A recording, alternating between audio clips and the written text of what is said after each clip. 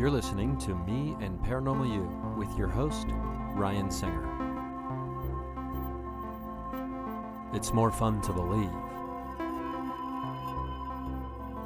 Third year bonus.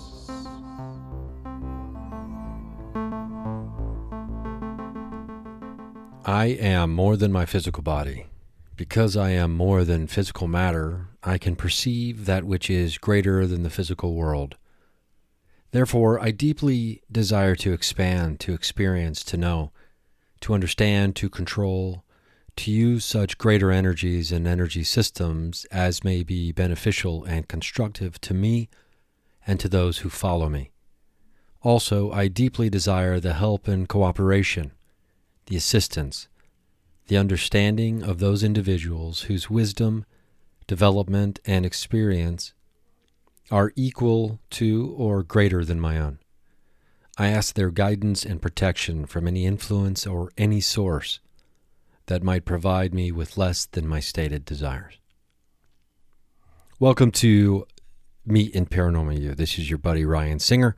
That is the affirmation that is included in the Gateway Experience, the guided meditations by Robert Monroe, which I have posted a link to. Archive.org has the meditations, a download of the meditations available to you. I mean, the price point is prohibitive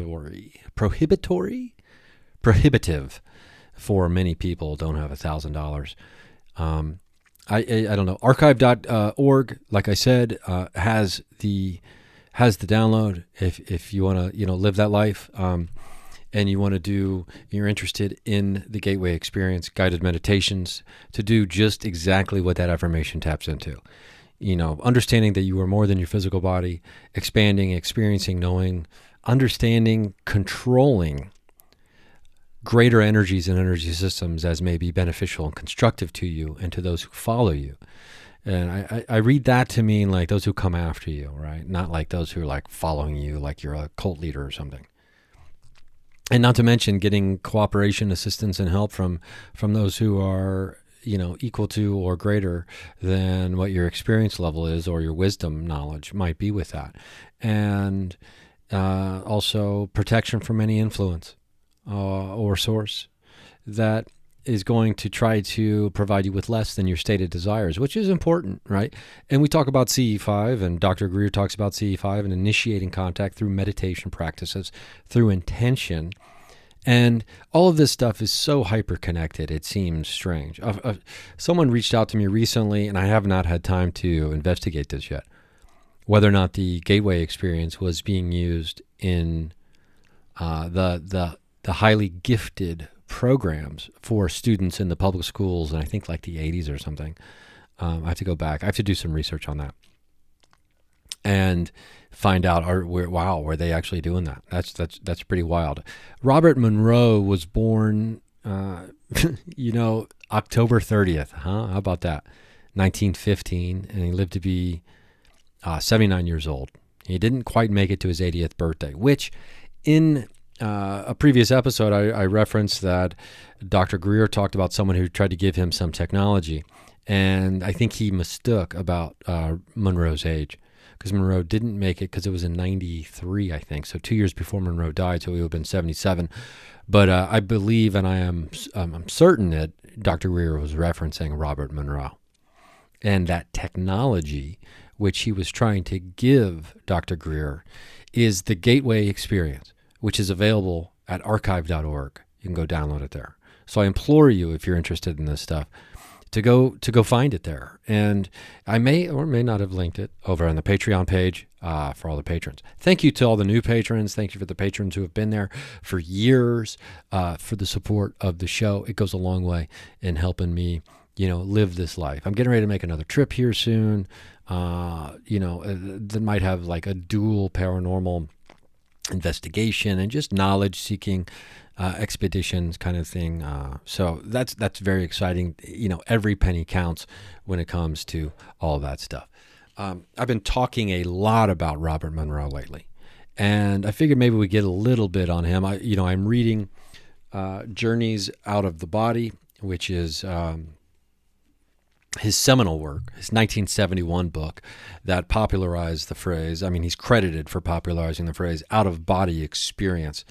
And so I'm a little ways into that now. And I got to tell you, I want to read you just an excerpt from that because I think it touches on, it ties into the affirmation as well. Let me get to the part. The first chapter is entitled "Not with a Wand, Nor Lightly," which is interesting. The following ordinarily would appear in a foreword or preface.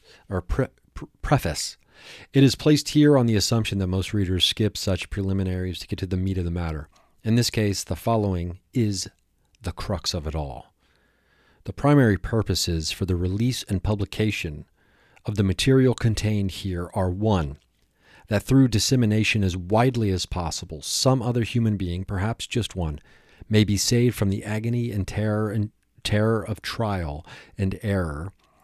Okay, so let's just read that again. Perhaps just one may be saved from the agony and terror of trial and error in the area where there have been no concrete answers. That he may have comfort in the knowledge that others have had the same experiences. That he will recognize in himself the phenomenon and thus avoid the trauma of psychotherapy or, at the worst, mental breakdown and commitment to a mental institution. And 2, that tomorrow or in the years to come, the formal accepted sciences of our culture will expand their horizons, concepts, postulates, and research to open wide the avenues and doorways intimated herein to the great enrichment of man's knowledge and understanding of himself and his complete environment. If one or both of these aims are served, whenever and wherever it may be, this is sufficient reward indeed. The presentation of such material is not designed for any particular scientific group. Rather, the principal attempt is to be as specific as possible in language understandable to scientists and laymen alike, with avoidance of ambiguous generalities. The physicist, chemist, life scientist, psychiatrist, and philosopher may each use more technical or specialized terminology to state the same premise. Such interpretation is expected. It will indicate that the plan of communication is workable, that the plain talk does convey the proper meaning to a wide base rather than to a narrow pinnacle of specialists. It is expected, too, that many interpretations will be contradictory. The most difficult mental process of all is to consider objectively any concept which, if accepted as fact, will toss into discard a lifetime of training and experience. Yet much has already been accepted as fact on far less direct evidence than that presented here and is now accepted. It is the hope that the same will apply to the data included here. It is indeed the most difficult mental process of all, the objective consideration business. Once in a lifetime is enough. So, in the spirit of Robert Monroe, in the spirit of what he writes in this book, information should be disseminated as far and wide as possible. Archive.org. There's a link on the Patreon page. I should make that public if it's not already. I know all patrons have access to the link there. And so you can be a free patron to see that as well. I mean, you don't have to pay money to get that link. Now, you do have to show the slightest bit of effort and initiative to go over to the Patreon page to do it. I mean that's part of the universal laws of energy exchange, I suppose. You do the slightest bit of effort to receive reward. I don't know. Do a little bit. You can do that. You have it within you to make that happen. Robert Monroe lived to be 79 years old. I mean, what a good life, right? And what a fascinating, interesting life. He was a radio broadcasting executive. He became known for his views on altered states of consciousness. And obviously the Monroe Institute, right, is, what you've heard me talk about a bunch on here. Still never been. Look forward to going. I grew up in Indiana. I was a Midwest guy. Indiana, Kentucky, and Columbus, Ohio. The stomping grounds of where I kind of grew up. His father was a professor. His mother was a non-practicing medical doctor. Anyway, he dropped out of college, I think. He was experimenting with sleep learning in 1958. He experienced an unusual phenomena. These are the things. So often, is it a spontaneous paranormal experience, an SPE, when someone is experimenting with sleep learning and then has an experience? I don't know. Would you? I mean, to think about having an out-of-body experience when you're just trying to do some sleep learning, which, to be clear, I guess you might be wondering, well, Ryan, what the hell? Excuse me, almost had a coffee burp there. What the hell is sleep learning? Well, I'm so glad you asked, Fran. It's known as hypnopedia. It's an attempt to convey information to a sleeping person, typically by playing a sound recording to them while they sleep. Although sleep is considered an important period for memory consolidation, scientific research has concluded that sleep learning is not possible. It appears frequently in fiction. So, I don't know. Can you experiment with sleep learning? I certainly think you can and potentially should if that's something that interests you. You can be the master of your own scientific domain in certain areas, when it comes to something like sleep learning, right? I'm not over here trying to tell you to be your own scientist when it comes to the efficacy of vaccinations, et cetera, et cetera. But yeah, so that sounds like the music. We're going to take a quick break. We're going to come back. We're going to talk a little bit more about Robert Monroe.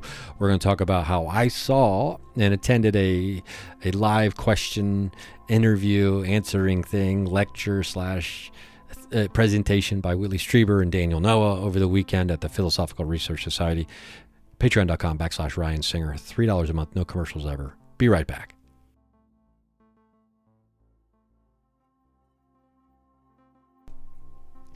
And we're back on the program. I hope you have returned as well. My name is Ryan Singer. Thank you for listening to me and Paranormal You, where we are interested in all things paranormal, esoteric, ghosts, UFOs, aliens, secret societies, alchemy, all kinds of things, right? The Rosicrucians, whatever you want to talk about, out-of-body experiences, psychokinetic abilities, the telepathy tapes, probably the best podcast I've heard, in my entire life, the first season. Anyway, we have an episode with Dr. Jeff Tarrant, who was on the show, and, he's part of the telepathy tapes. They are up and running. They were independently financed. They raised enough money independently to finance the documentary, the film version. So that's exciting news for the telepathy tapes team. Whitley Strieber over the weekend was actually referencing the telepathy tapes. It was pretty fascinating. He talks about a future in which everyone is communicating through telepathy, which is a lot of what the non-speakers will say. That they, it's quite possible they're just further along on the evolutionary chart. When we say it's autism, we say, it's a quote-unquote disorder, some people may say. It may, in fact, just be a further evolutionary capability. Being able to understand, wait for it, more than physical matter, perceive more than the physical world. I am more than my physical body. Have the non-speaking autistic children and, older teenagers and even adults in a documentary like the telepathy tapes. Are they showing us that future? And I think it's Dr. Diana Hennessy Powell who has done that groundbreaking work, which launched the whole thing, right? Which launched the interest in the filmmaker Kai Dickens. So, again, can't recommend enough. Go listen to it while you're walking around in public and cry in front of strangers. Vulnerability is the key to connection. Brené Brown said that, and we believe it over here in this house. So we're going to talk a little bit more about Robert Monroe and all this stuff. I mean, it is interesting to me, the HemiSync technology. Right. So I want to talk a little bit about that because I believe this is the technology, or at least the basis of the technology that he was offering Dr. Greer in 1993 when it came to, human-initiated contact with UFOs, etc. So let me find a little info here. I got it pulled up. 1975, a year before I was born, Monroe registered the first of several patents concerning audio techniques. This information is coming from Wikipedia, by the way. Concerning audio techniques designed to stimulate brain functions until the left and right hemispheres became synchronized. Monroe held that this state, dubbed hemisync, hemispherical synchronization, could be used to promote mental well-being or to trigger an altered state of consciousness. Monroe's concept was based on an earlier hypothesis known as binaural beats and has since been expanded upon as a commercial basis by the self-help industry. Hemisync is short for hemispheric synchronization, like we said, also known as brainwave synchronization. Monroe indicated that the technique synchronizes the two hemispheres of one's brain, thereby creating a frequency-flowing response designed to evoke certain effects. It's been used for many purposes: relaxation, sleep induction, learning, helping your memory, physical, mental difficulties, or maybe difficulties in speaking the word difficulties could be one of them, and reaching altered states of consciousness through the use of sound. Now, we've all talked about, and we've heard the phrase, and we've probably said it ourselves, some variation or form of, man, and the music transported me to another world, to another time and another place. Music can do that. Sound can do that. Noise can do these things. I referenced last week in our anniversary week, we had 5 episodes. I don't expect you to remember all of them. I don't remember 97% of the things that I talked about in those episodes, let alone any of these, right? So once they're out of their brain, they're just gone. He's like, I'm channeling source, man. Okay, Todd, settle down. We're not doing that. We're just recording a podcast. But what I can say about that is this. There was reference by Dr. Greer talking about scientists in a lab working for the government who had some kind of tubular device type thing that reached a certain frequency that brought into the 3-dimensional world some kind of creature. It's almost like paranormal fishing almost, right? And it started running around the lab, and they said it looked like it was pulled from the 9th ring of hell, which any creature that we are unaware of and never seen before, who knows? It'll probably scare us. It'll be like, this beast is from hell. Who knows? It could be the most peaceful creature in the entire multiverse. Who knows, right? But this is frequency. This is sound. Matthew Jackson and I had a big conversation about that last week. We're talking about the frequencies of intention. I believe that's what he was saying. Forgive me if I'm getting some of this probably incorrect on the fly here.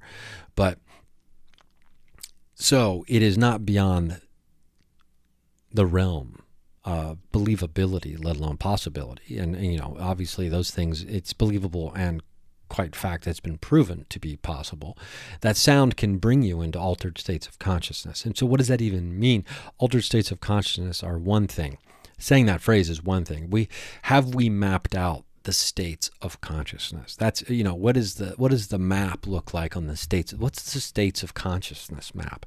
And do they, what are the highways connecting them, and what are the byways, and are there tolls to be paid from traveling from one state of consciousness to another?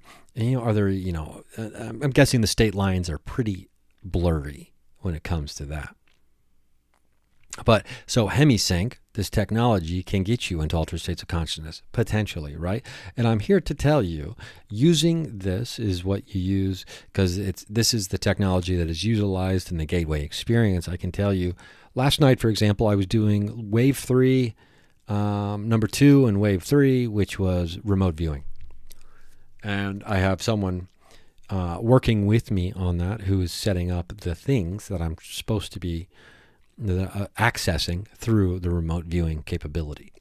And results were mixed for my first night. I'll be honest about that. I don't expect to come out of the gate and be a professional remote viewer, but the results were mixed on my remote viewing.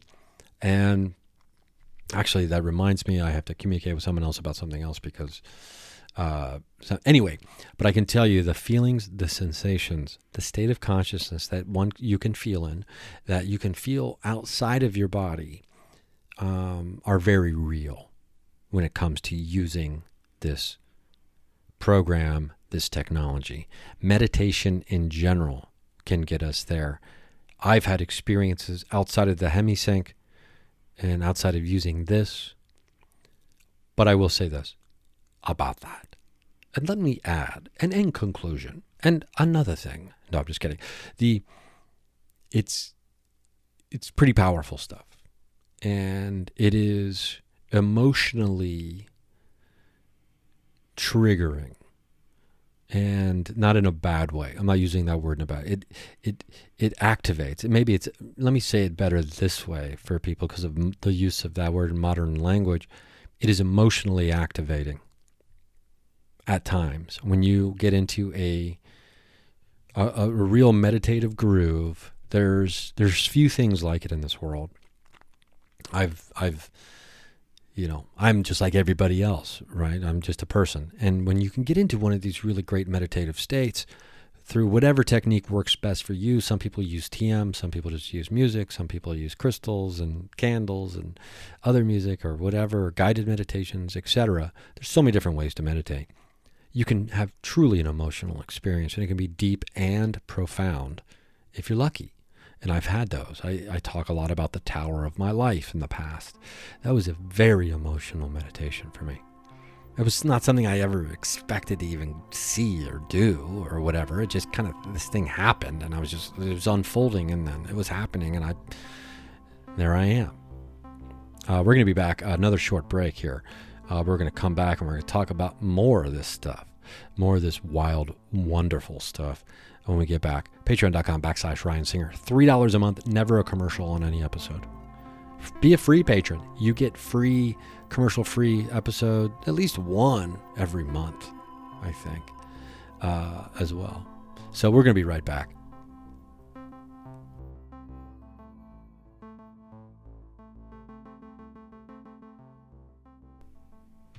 And we're back. We're talking about HemiSync technology. We're talking about meditation. We're talking about consciousness, things we love here, which I think we're going to, and it seems to be coming out more and more. And as you know here, we're an idealist program. We love idealism over here. And, the idea that consciousness is the foundation of everything in this experience that we know as life and the world. Let's get into altered states of consciousness. And according to 1966, I believe, was the first time someone tried to really lock down a definition of what an altered state by Aaron Ludwig. An altered mental state induced by various physiological, psychological, or pharmacological maneuvers or agents, which can be observed by the person or someone observing the person. Interestingly enough, in this Wikipedia article about this, I've also got some psychology today that we're going to reference here regarding this. A familiar name pops up, Charles Tart, who wrote the introduction to Journeys Out of the Body, written by Robert Monroe, which I read last week. I read some excerpts from that, from Charles Tart. Charles Tart focused his definition of altered states on the subjective experience of a state of consciousness and its deviation from a normal waking state. Altered states of consciousness are alternate patterns or configurations of experience which differ qualitatively from a baseline state. So, there's Charles Tart. It's interesting. Like, if you could go back in time, knowing how deeply interested you might be in a certain subject matter or field or, just a way of life or something like that, right? Would you make different choices in what you ended up doing with your life? Or is everything unfolding the way it was supposed to because this is how it has unfolded? Which I lean towards that. But it seems like it would be pretty fascinating and interesting to dedicate one's life to the study of consciousness, scientifically, I suppose too, or parapsychologically, things like that. It seems like it would be pretty cool, right? And now, as much as I bang on the door for disclosure and ring that disclosure bell loud and clear and be like, no one should ever sign an NDA about this stuff, and disclosure needs to be here. It's a fundamental human right, which I believe it is a fundamental human right, that we are all aware of our place in the universe in relation to the other intelligent things that exist around us that have been kept from us in general, right? That to me is the biggest crime that has ever been perpetrated against humanity. Now, as much as I yammer on about that stuff, it would be interesting to be one of those people inside all that and knowing all this, right? Even though it's highly compartmentalized according to most people who have any information about it. So nobody's really going to know everything about everything, and that is the case with all things in life. It doesn't matter what field we're talking about or what thing we're talking about. No one's ever going to know everything about everything. Look at Morla from The Neverending Story. She knew everything about everything, past, present, future. Morla was miserable because there was no longer something she didn't know. It's not because she knew everything. It's because there was the absence of mystery, the absence of questions. Everything was decided. Everything was known. There was nothing fresh, nothing new. I mean, that's a Neverending Story, 1985, right? Some deep stuff there for a kid's movie. But Whitley Strieber touched on that in his interview with Daniel Noah that was live on stage at the auditorium at the Philosophical Research Society, founded by our guy, Manly P. Hall. And an incredible, incredible chat. I was shocked, in fact, by how funny Whitley was the whole time. pretty funny, to say the least. I think Daniel was happy with the way the talk went. I think his main goal was he just wanted everyone to enjoy themselves, and I think I can speak for the entirety of the packed out auditorium when I say we did. It was a great time. If you've never been to PRS, I highly suggest it, especially if you're in the greater Los Angeles area, and if you're ever visiting Los Angeles. You have to make a point to go there. There's all kinds of great activity and things happening constantly there. Anyway, but Strieber also talked about the, having questions being the important part of all of this. And if you try to pin down the phenomena, it will slip out from under you. The moment you really try to pin it down, it's going to slip out from under you. It's a fool's game to think that you're ever going to be able to pin it down, dissect it all, understand it all, define it all, etc. Nothing's going to be so neat and clean. And besides, do we want that? The absence of mystery is the absence of joy. The absence of questions is a world in which there is no curiosity. That seems devoid of enjoyment. What is enjoyment if not being in joy for a moment, right? So, it's like enjoyment is like being inside of joy for a moment. Right. And maybe that's, I don't know. I'm sure that's not where the word enjoyment came from. I'm sure they just didn't cut off the first part of moment and, enjoy moment. So, but I like to think it works out that way. So, and in fact it does. So these altered states of consciousness, let's get back on track if I can.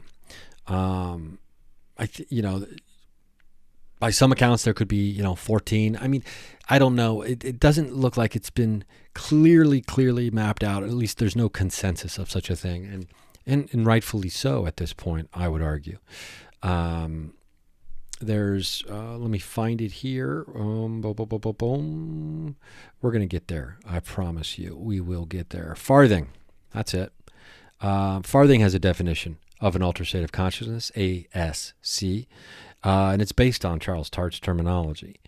An altered state of consciousness may be defined as a temporary change in the overall pattern of subjective experience, such that the individual believes that his or her mental functioning is distinctly different from certain general norms for his or her normal waking state of consciousness. That was 1992. He lists 14 dimensions of changed subjective experience. And to account for an altered state of consciousness, multiple dimensions need to be altered. It might suffice to presume that most people have a strong intuition concerning which variability in their everyday wakeful state feels normal to them. The variability of experience is considered as normal fluctuation. We know this stuff though, right? If you've ever taken psychedelic mushrooms, you understand when you are entering an altered state of consciousness. You know that. You smoke marijuana or you eat marijuana, which, has become a very common thing. You understand when you're having an altered state of mind, of consciousness, right? These consciousness and mind are synonymous, interchangeable in this particular discussion. Moving forward, by the way. Okay, we got to take another quick break. We will return. That was a quick break, but maybe this break will be quick. Just hit that fast forward button a couple times, and boom, you'll be right back into the show. We're going to be right back to this message from whoever it is.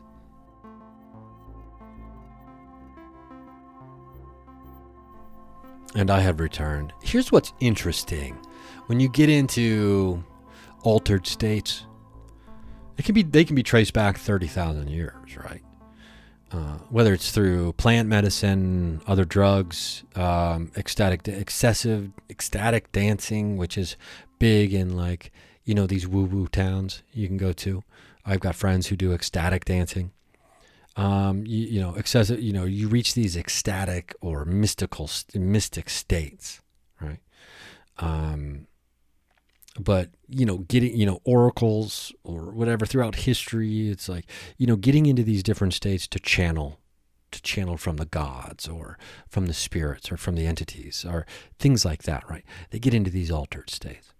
And that's when this happens. That's when this magic happens. Terence McKenna is famous for his theory that psychedelic mushrooms in prehistoric times led to the evolution of human language and, the use of symbology, or just symbology in general, which is pretty cool.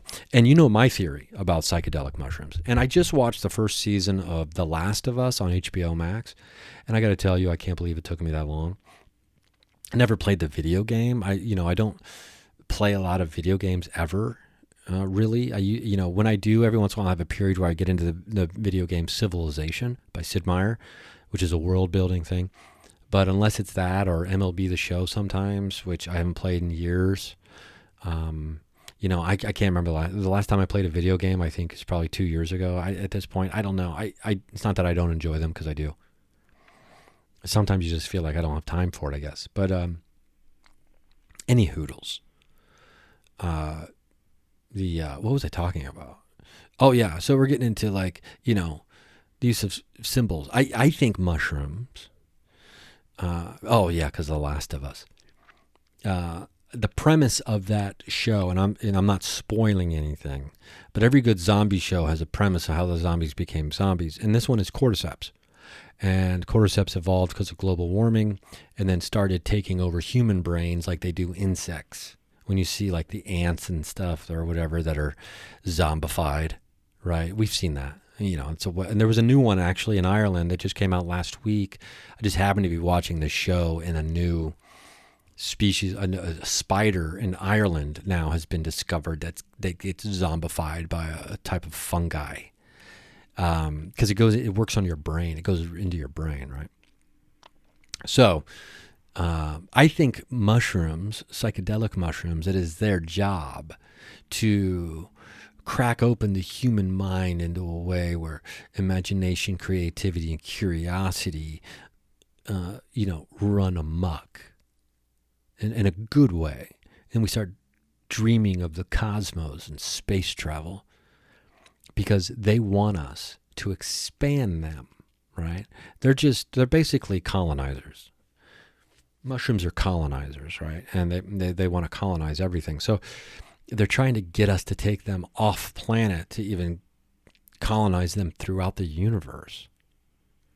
I mean, I have a theory. That's just a theory. There's a potentiality of why these mushrooms, these psychedelic mushrooms, psilocybin, are getting us to like blast off to places because they know they need us to take them there.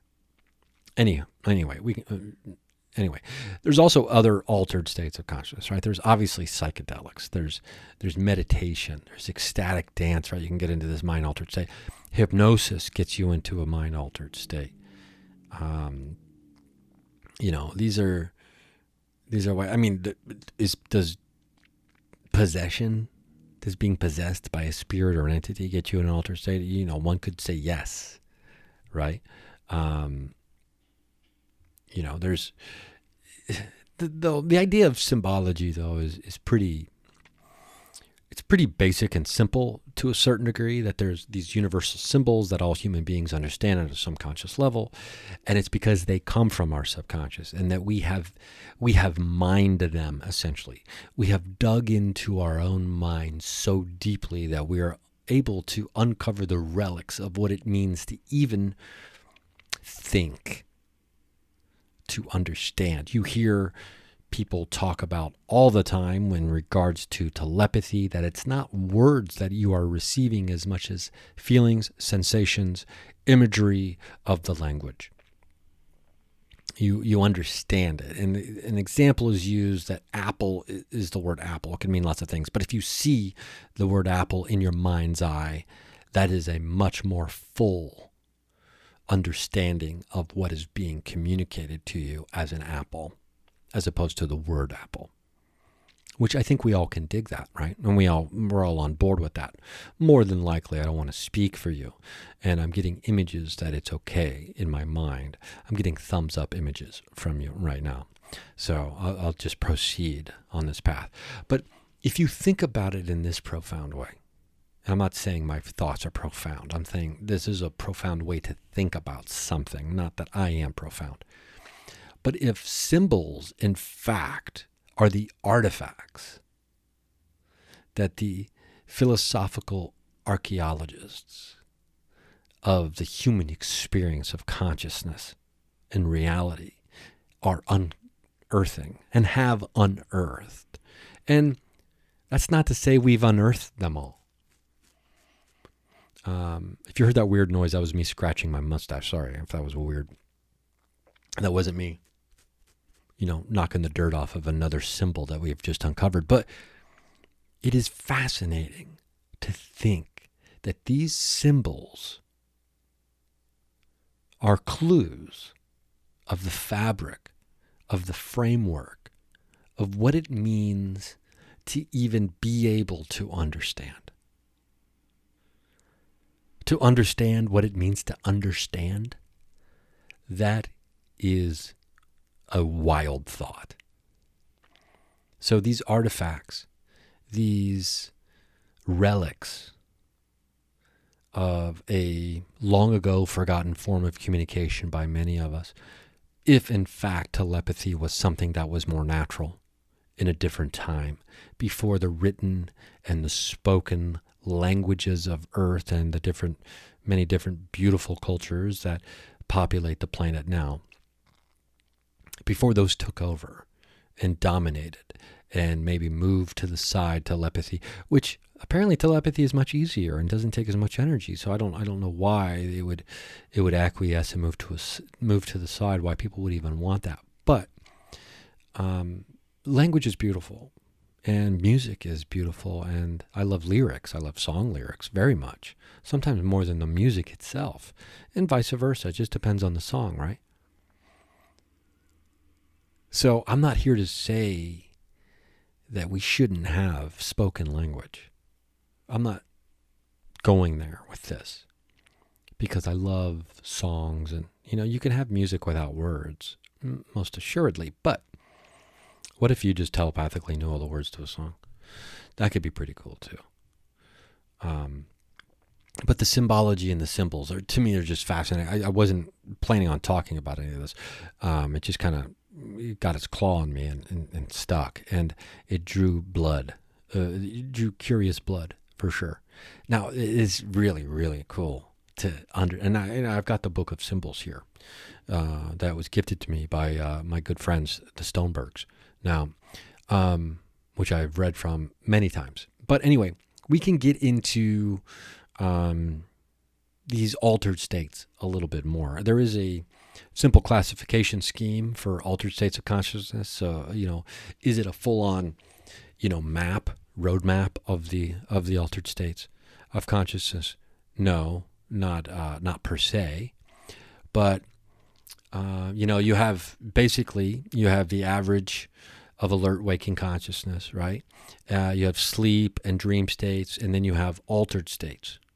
So you have your waking state, right? You're usually in, even though you kind of ebb and flow. I think that's why it says average of alert waking consciousness, because we drift, right? It's a spectrum. We drift more intensely alert to less intensely alert, right? Are we daydreaming, right? So if we're daydreaming, we're headed towards sleep and dream states in that mode, but we're still alert, right? We're not asleep. So you get it. And then on the other side of that, there's altered states of consciousness. There's pathological states, ordinary fluctuations, induced altered states of consciousness through hypnosis or psychedelic drugs, hallucinogens. And then altered states of consciousness can break down into persistent, residual, or temporary and reversible. Temporary reversible would be something like hypnosis or hallucinogenic drugs. Persistent and residual, that would be classified as psychiatric diseases. At least currently, that's how they're being classified. Schizophrenia would be an example of what we're talking about there. So, pathological, epilepsy, brain damage, pharmacological, psychoactive substances, physical and physiological, fasting and sex can get you there. Psychological, music, meditation, hypnosis, spontaneous, daydreaming, and wait for it, near-death experience. Let us dig into the artifacts of the near-death experience, altered state of consciousness, in a spontaneous altered state of consciousness. And I love spontaneous paranormal experiences, SPEs, so I'm going to love SASCs. Am I getting that right? Spontaneous altered states of consciousness. Yeah. SACs. SPEs and SACs. Okay, we're going to be right back after this short break. This might be the last break we take. So fast forward that bad boy and get right back into the program.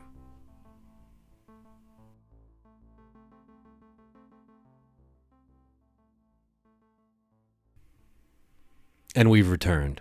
And we're talking about spontaneous altered states of consciousness. Although, we could go back to the physical and physiological. Who doesn't want to talk about fasting and sex, right? Have you ever been on a long run or a long walk or a hike? I know this has happened to me. It hasn't happened to me in a few years, but it happened to me in Brand Park in Glendale, California. It was super hot out. I didn't have any water with me, and I got to the very top of the Verdugo Hills, and I took a path. I took a way I'd never taken before. And it was roughly about 4 miles, just uphill the whole way. And it's on a fire access road, so it wasn't like I was climbing steps necessarily, right? It was a little more easy of a gradient to take as you wind your way through the beautiful Verdugo Hills here in Southern California. And I got to the top after almost turning around multiple times. If I had to guess, I'd say it was in the 80s, if not 90s. Perfectly sunny. A really good, I love to sweat it out. I love to have a really good sweat. I love sweating, right? That's when I feel like I've really got some exercise in, if I'm just covered in it, right? That's just me. But anyway, so you can do that through fasting. You can do that through sex, apparently. Who wouldn't want to reach an altered state of consciousness through, I like eating. I don't like not eating. And I think most people like sex. So you can reach a state of ecstasy through that as well. Music, meditation, hypnosis. We've talked about that. You can actually, you can combine all three of those if you really wanted to, as far as the psychological altered states. That would be fun to do. I still need to learn self-hypnosis. I need to talk to my buddy Desiree about that. When I got the time and the money to, take the class, I'm going to do that. But the spontaneous is what we're going to focus on here, daydreaming and near-death experiences, which is pretty fascinating. Honestly, wasn't considering, although I just came across that cocaine also alters one's state of consciousness. And I think we understand that all drugs do that. Alcohol as well. So, it's something, I guess, even as simple as getting a buzz on is an altered state of consciousness, right? It doesn't have to be, a hero's dose of psilocybins or, a bunch of eye drops of LSD or smoking a DMT pen to get there. You eat enough peanut butter M&Ms, you could get altered. Caffeine will do it. It gets me all jacked up. Gets me jacked and juiced. It's not going to get you to ego death, okay? But it's going to get you jacked and juiced. Drink a couple milkshakes, or even one good milkshake, it'll get you there. That'll get you there. So, the near-death experience, right? That's it could be considered a traumatic experience. A traumatic experience is defined as a lesion caused by an external force. The first condition, right, of when it comes to emotions influence behavior that alters the state of consciousness. Emotions can be influenced by various stimuli, right? So these are outside things that are causing an internal change, which is interesting. I mean, music also falls into that. Obviously hypnosis falls into that. Meditation is, I don't know. That's maybe that's both, actually. If it's a guided meditation, that's external.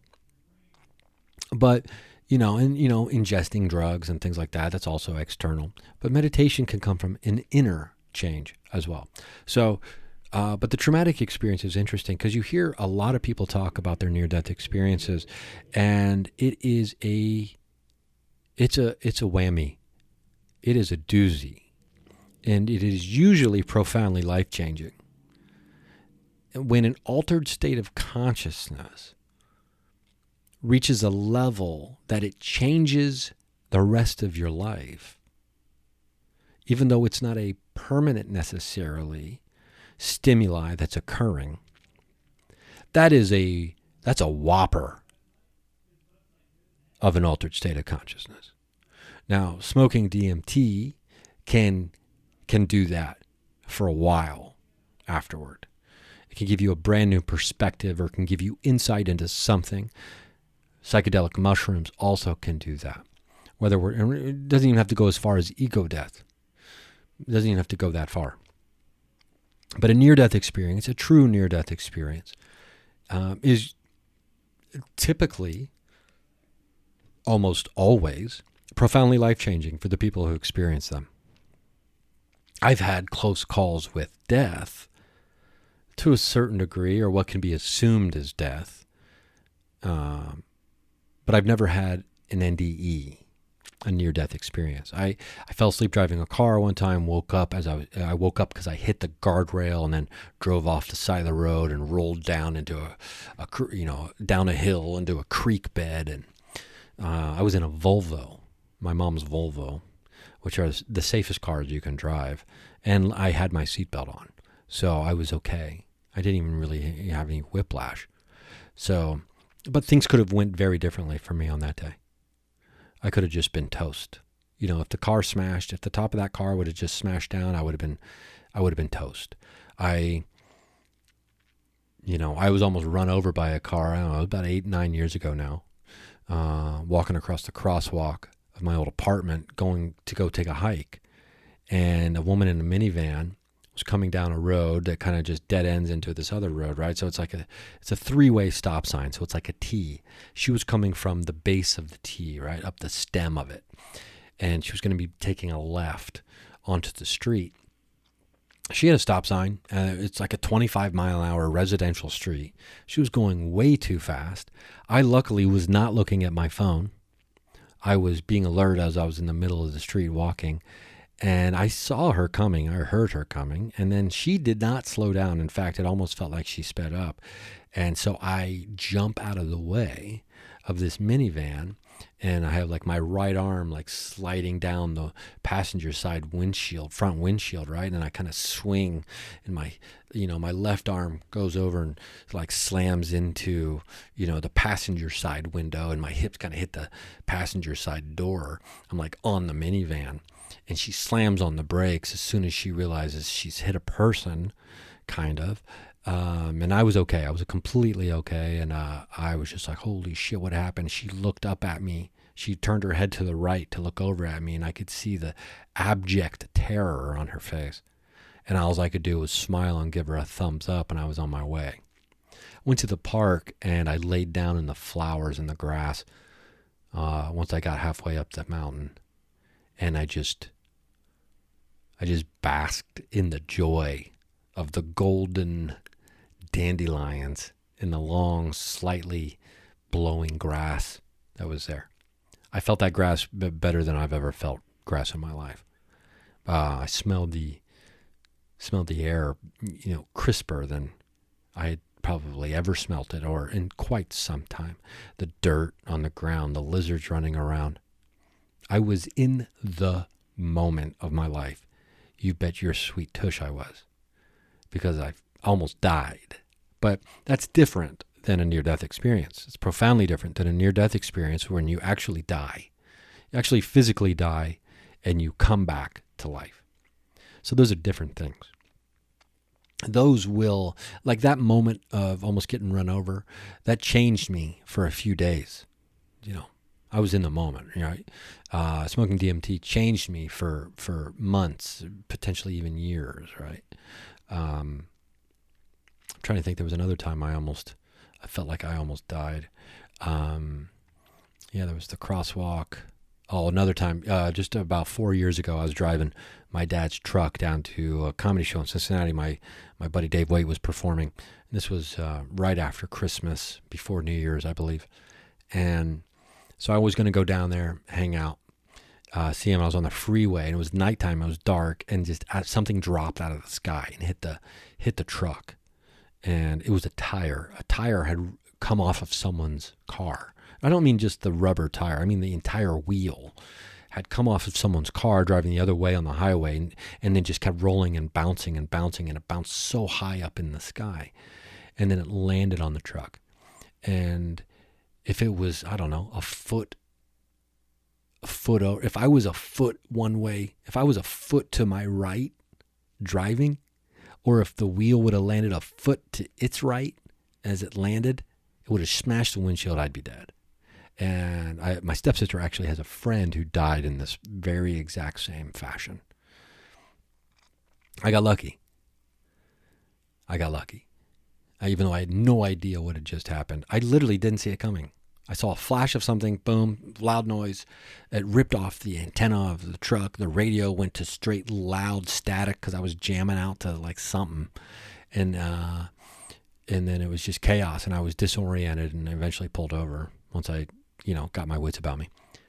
Those are different. Those are, almost dying. Those aren't near-death experiences. Epilepsy can get you there. Infections, sleep deprivation, which, I can dig that. I was up till 6:30 a couple nights ago. Just couldn't fall asleep. I was sleep deprived. Fasting, psychosis. There's all kinds of things. We can go deeper into some of these. Especially maybe the near-death experience stuff at some point in the future, when it comes to altered states of consciousness. And we're gonna make a project here. We're gonna come up with our own. We're gonna crowdsource maybe some altered states of consciousness map, and maybe make like an actual map. You know what I mean? So that'll be a fun little art project to work on. I did some art last night. It was about almost 4 a.m. I had to draw what I had seen during my remote viewing experience, and I'll talk more about that maybe next week's episode. There's some things some details I need to clarify about that before I talk about all that stuff. Anyway, I hope you've been doing it. RyanSingerComedy.com. That's the website. You can find tour dates. I'm booking a summer tour. It's going to be great. We're going to film a special in Indianapolis, Indiana, in August. We don't have that locked in, finalized quite yet, all the details. So I'll let you know more about that later. But but in the meantime, Patreon.com. You can go over there. You can be a free patron. You can be a $3 patron. You can be a $2,000 patron. You can do whatever you want. There's no limitations in this life. You are more than your physical body. And because you are more than physical matter, you can perceive that which is greater than the physical world.